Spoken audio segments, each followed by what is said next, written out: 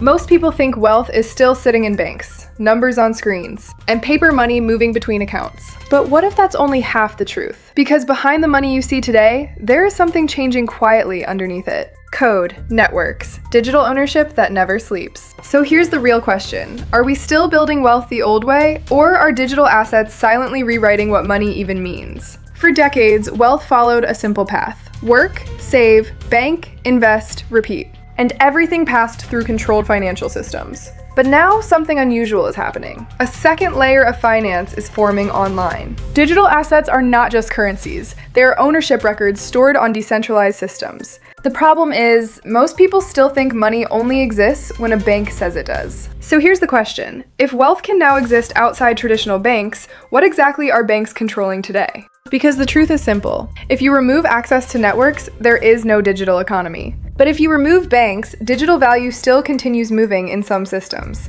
That shift changes everything. Digital assets are not just coins or tokens. They represent ownership recorded on digital systems. So what changes when ownership becomes programmable? It becomes faster, borderless, and transferable without physical paperwork. Traditionally, every transaction needed a middle layer. Banks, brokers, clearinghouses. Now, digital systems can validate transactions using code. Why does that matter? Because control shifts from institutions to infrastructure. Digital markets move in seconds. Traditional systems move in hours or days. What happens when money moves faster than regulation can respond? Gaps appear, uncertainty increases, and systems start adjusting in real time. Now the shift goes even deeper. Real-world assets like property, stocks, and commodities can be represented digitally. What happens when one asset can be split into thousands of digital pieces? Ownership becomes fractional, global, and constantly tradable. When value becomes visible every second, behavior changes. People react faster, think shorter term, move more emotionally.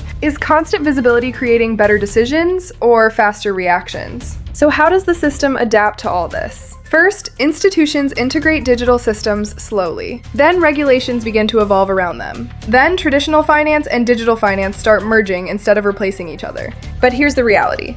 Is this transformation about replacing old wealth systems or merging them into something hybrid? Because digital assets don't remove traditional finance. They sit on top of it and reshape how value flows through it. So instead of one system ending, we get two systems interacting at the same time. So here's the final question. If wealth is now split between physical banks and digital networks, which system actually defines value in the long run? Is money still controlled by institutions? Or is it slowly becoming something distributed across code and networks? Think about it. And if you want more deep breakdowns like this, subscribe to Wealth Insure Lab for more updates.